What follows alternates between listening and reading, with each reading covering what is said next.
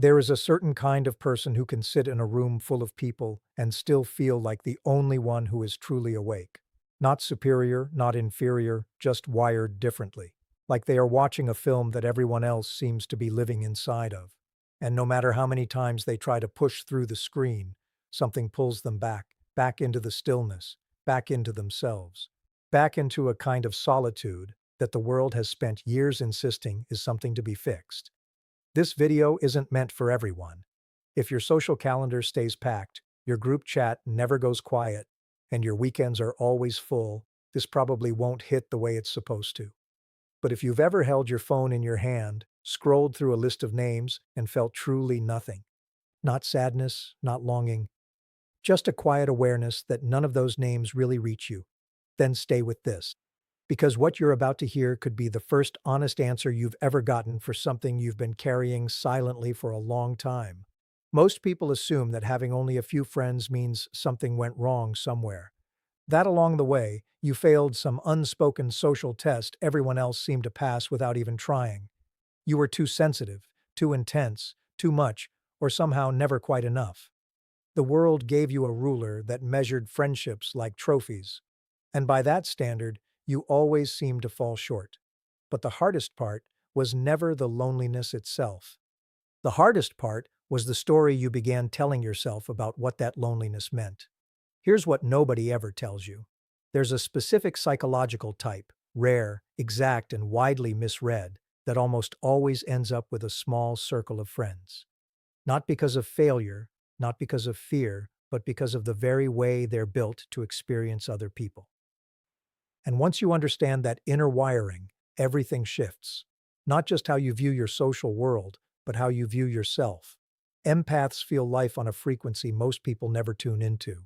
When someone enters a room carrying grief they haven't spoken aloud yet, the empath senses it before a single word is said.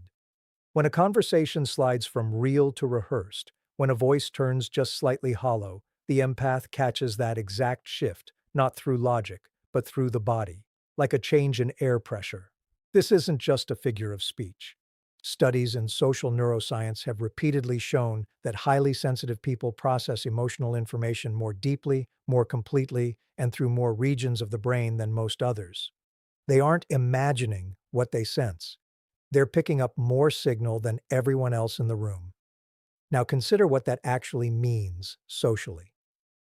Every conversation, every gathering, every relationship isn't simply an exchange of words and time. For an empath, it's a full sensory experience. You're not just speaking with someone, you're soaking in their emotional state, sensing their unspoken needs, balancing the energy of the room, and managing your own inner world all at once. And afterward, you go home drained in a way that sleep alone can't repair. This is the first thing people get wrong about empaths who have few friends. They assume the small circle points to something lacking, a gap in social skill, an old wound that never closed, a fear of closeness disguised as choice. But zoom out, and a completely different picture appears. That small circle isn't a failure to connect. It's proof of an unusually high bar for what real connection actually looks like. You've sat through conversations that felt scripted. You've stayed in friendships where you had to trim yourself down before every meeting, softening the parts of you that were too honest, too deep, too direct, too much. You've smiled on cue, laughed at the expected moments, shown up when it was expected of you, and driven home afterward feeling lonelier than if you'd simply stayed in. And at some point, quietly, without any big announcement, you stopped. Not with drama, not with a confrontation or a clean goodbye. You simply stopped showing up because you finally understood something most people spend their whole lives avoiding. The loneliness of being misunderstood while surrounded by people is far heavier than the loneliness of being alone. That isn't isolation. That's discernment. And the gap between those two things changes everything. Here's a distinction rarely made clearly enough. Isolation is fear dressed up as preference. It's pulling back because the world feels unsafe, because openness feels risky, because connection carries a cost you're not ready to pay. Isolation makes you smaller. It cuts you off from things you genuinely want. It's quiet avoidance, and underneath it, there's always an ache. Discernment works differently. It's a choice rooted in self-knowledge, in understanding what real connection demands of you, what you're willing to offer, and what you aren't. Discernment doesn't carry that same ache. It has a kind of clarity, a steadiness to it. You're not fleeing connection. You're simply refusing to accept a cheap imitation of it. And that refusal, that precise, uncompromising refusal, is exactly what leaves an empath with a small, quiet, deeply honest social world. The real question isn't why empaths end up with fewer friends. The real question is why we've spent so long treating that outcome as a flaw instead of a signal. Because signals carry meaning, and once you learn to read this one clearly, it doesn't point to something broken, it points to something rare, something most people search for their whole lives in crowded rooms and never find, a relationship with their own inner world so full, so honest, so completely lived in, that outside noise starts to feel like static instead of comfort. You're not someone who failed at friendship. You're someone who simply cannot fake it. And in a world built almost entirely on social performance, that is anything but small. That is not something to fix. That is a compass. And the rest of this video is going to show you exactly where it points. There's a moment most empaths could name, even if they've never put it into words before. It doesn't arrive all at once. It builds slowly, over years, over rooms, over conversations that started with hope and ended with that same hollow feeling in the chest. The moment is this: you realize that being surrounded by people doesn't automatically make you less alone. And once that realization lands, you can't undo it. It rewires something inside you. It changes how you move through social spaces, how you judge relationships, how you decide where your energy goes and where it doesn't. Most people never reach this realization because most people never feel that gap sharply enough to notice it. For an empath, the gap isn't subtle at all. It's the difference between breathing freely and breathing through a mask. And once you've felt that difference, you'll spend the rest of your life refusing to go back to the mask. This is really where the story of the empath with few friends begins. Not in childhood shyness, not in social rejection, not in some old wound that never healed. It begins in perception. In the simple fact that empaths experience social reality at a level of detail most people never even access. Think of it this way. Most people walk through a social interaction like someone moving through a dim room with the lights turned halfway up. They see the furniture. They make their way through without incident. They leave without bumping into anything. But an empath enters that same room with every light on full blast. They still see the furniture, sure, but they also notice the dust on the shelf, the crack running along the ceiling, the slightly warped window frame, the coffee ring someone tried to wipe away but didn't quite finish. They see all of it. And seeing all of it isn't a gift that comes wrapped in ease. It's a gift wrapped in exhaustion. Because here's what seeing everything really means inside a friendship. It means noticing when someone's words don't match their energy, when they say they're fine, but their whole body is braced for something else. When their laugh comes a little too fast, or a silence stretches half a second too long, or their voice sounds cheerful on the surface but carries something heavier underneath. You catch all of it. And catching all of it means you're never fully off duty in any social setting. You're always reading, always processing, always tracking the current running underneath the surface. And that ongoing level of attention, that constant emotional effort, is something most people never even realize is happening, let alone notice or return. This is one of the loneliest parts of being an empath that almost never gets talked about directly. You give other people a quality of attention that most of them have never experienced in their entire lives. You see them in ways their oldest friends, their partners, even their own family often don't. And they feel it. That's why strangers open up to you in waiting rooms. That's why people who barely know you end up telling you things they've never told a single other soul. That's why people say being near you feels different, calmer, safer, more genuine. You bring a kind of presence that is truly uncommon. But hardly anyone can match you at that same level. Hardly anyone notices what you're quietly holding. Hardly anyone follows your shifts the way you follow theirs. And with time, that imbalance, offering deep attention while getting only surface replies, turns into a burden that's hard to keep carrying inside relationships that are meant to feel comforting. So you begin letting some of those connections fade on their own. Not with anger, not with a confrontation, You simply stop pouring your energy into places where nothing grows, and your circle shrinks, and people looking in from the outside draw the wrong conclusion completely.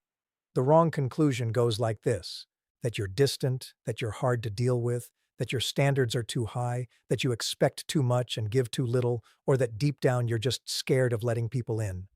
And the harshest part of this wrong conclusion is how easily you can start believing it too. Because when the world keeps reflecting the same story back at you, with enough consistency and enough confidence, you start wondering if maybe they're onto something. Maybe something really is wrong. Maybe the common thread in every friendship that faded is you. Maybe you're too sensitive, too picky, too unwilling to meet people halfway. But here's what that conclusion gets completely wrong. Empaths don't end up with few friends because they refuse to meet people where they are. Empaths end up with few friends because for years they met people where they were, at a huge personal cost, and eventually they learned to stop doing that without getting anything close to the same back. That isn't being closed off. That's wisdom earned the hard way.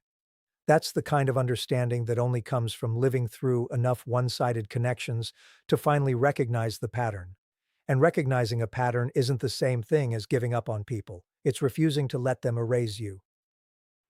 There's a particular kind of clarity that shows up once you stop forcing connections that were never really mutual. It isn't the clarity of bitterness. It's quieter than that, cleaner. It feels less like a door slamming shut and more like fog lifting off a field. Suddenly you can see your own preferences, your own rhythms, your own needs, without the noise of maintaining relationships that never truly fit. You begin noticing what actually restores you compared to what just distracts you. You begin noticing the difference between time spent alone and time spent lonely. And you realize those are two completely different experiences that the world has been squeezing into a single word your whole life. Time alone for an empath isn't empty. It's the opposite of empty. It's where you process everything you soaked up during your last conversation with another person. It's where you finally get to exist at your own frequency, without adjusting, without managing, without carrying anyone else's emotional weather. It isn't a fallback for failed connection. It's a real need, just as legitimate as the need for food or sleep. And treating it as something lesser, treating it as a sign something's wrong with you, is like telling someone that needing rest makes them weak. The empaths who finally understand this stop apologizing for how small their circle is. Not because they've stopped caring about connection, but because they've finally realized that how deep a connection runs has nothing to do with how many of them you have. One relationship where you're fully seen, fully known, fully accepted without performing, without editing yourself, without shrinking, is worth more than 100 relationships built on the polished, carefully controlled version of yourself that you put out into the world just so other people feel at ease. That's the turning point. And once it happens, everything before it starts to make sense in a whole new way. There's a question sitting at the center of every empath's social history, usually never asked out loud, almost never felt on a conscious level, yet present in every friendship that faded, every gathering that left them drained, every relationship that ended not with a fight, but with a slow, quiet drift apart.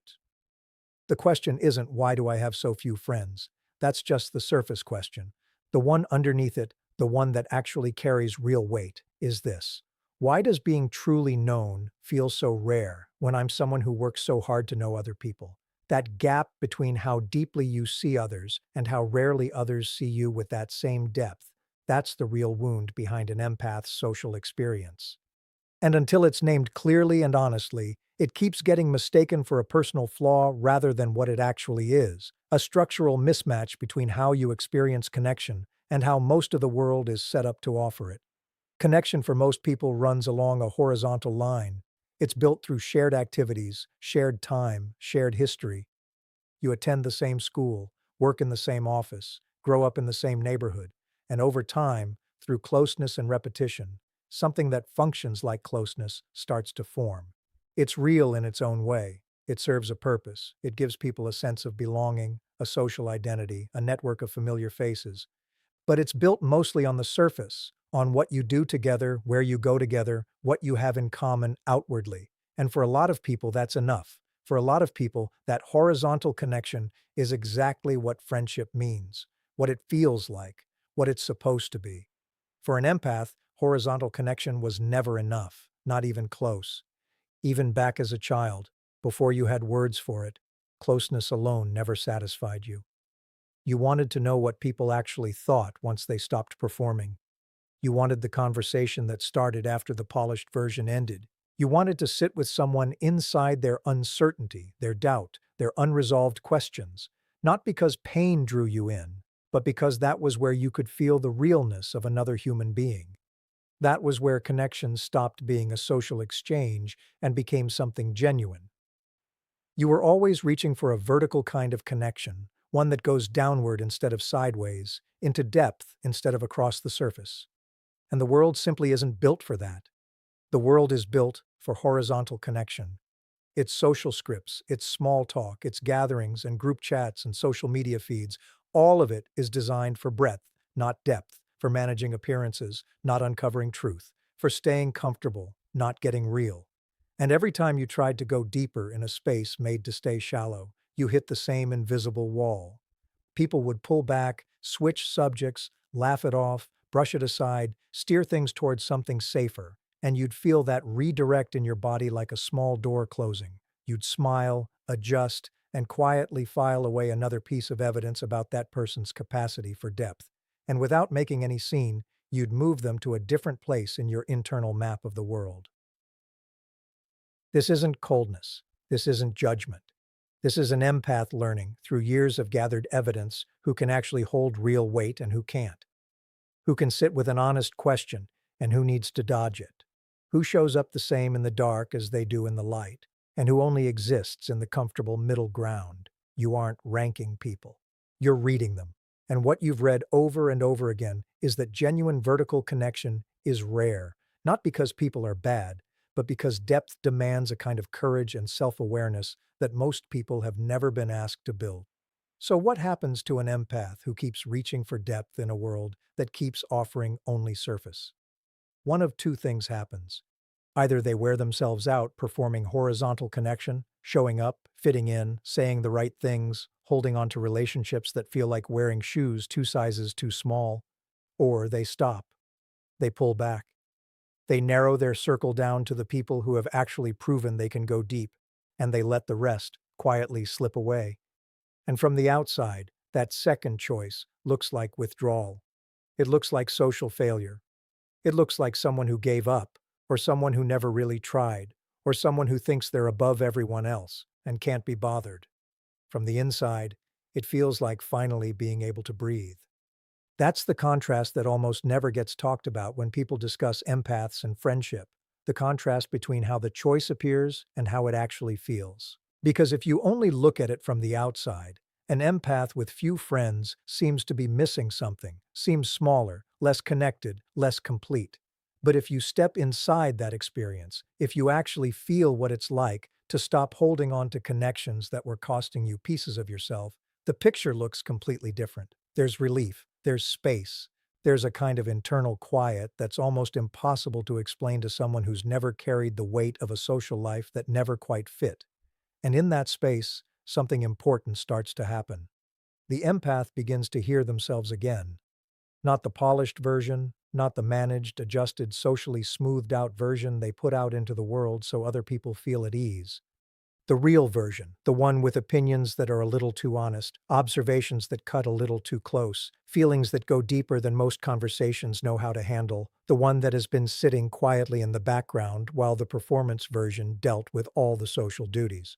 And when that real version finally gets space to breathe, something changes in the empath's relationship with themselves, something more nourishing than most of their outside relationships ever managed to be. This is the truth sitting at the core of the empath's small circle, and it's a truth the world almost never gives them permission to say out loud. Being alone with yourself when you actually know who you are is not a smaller experience than being surrounded by people who don't. It's a different experience, a quieter one that asks you to be at peace with silence, with your own thoughts, with no distraction to hide behind, but it isn't a lesser one. And for the empath, it's often where the things that matter most actually happen, not the flashy things, not the moments that make a good social media post or a good story at dinner. The things that matter, the things you learn about who you really are and what you actually want and what you refuse to bend on. The clarity that only shows up once the noise fades enough for you to finally hear the signal underneath it. The empath's small circle isn't a fallback for someone who couldn't build something bigger. It's the deliberate environment of someone who finally understood the difference between noise and signal and chose, on purpose, which one they wanted to build their life around. That choice comes with a price. There are quiet weekends. There are moments when a funny thought pops into your head and there's no one close by to share it with. There are days when the stillness stops feeling peaceful and starts feeling heavier, and you sit with that honestly, because you've always been someone who faces things honestly, and you don't pretend it's something it isn't. But you also don't let that heaviness become the whole story, because the whole story is bigger than the hard parts. The whole story includes the depth of the bonds you do have, the ones where you don't have to translate yourself, where you can say the true thing without scanning the other person's face to see if it was too much, where silence feels easy and honesty feels safe, and you walk away feeling more like yourself than when you arrived. One relationship like that is worth more than you've been told. By every social measure the world uses to judge a good life, you're supposed to want more. More contacts saved, more plans filling your calendar, more people who recognize your face. But those measures are wrong. Or really, they're measuring the wrong thing. They're counting quantity when the only thing that truly nourishes a person at the level that keeps them going is quality. And quality, at the depth an empath needs, is so rare that finding even one person who can meet you there is a real accomplishment, not something to settle for. That accomplishment carries a particular kind of strength, one that doesn't call attention to itself. It doesn't show up as confidence that fills a room or charm that draws people in from across a crowd. It doesn't reveal itself in how big your friend group is or how packed your weekends are or how many notifications light up your phone. It's quieter than all of that, more internal, more lasting. It's the kind of strength built slowly and privately, over years of choosing honesty over performing, depth over surface, solitude over the wrong company.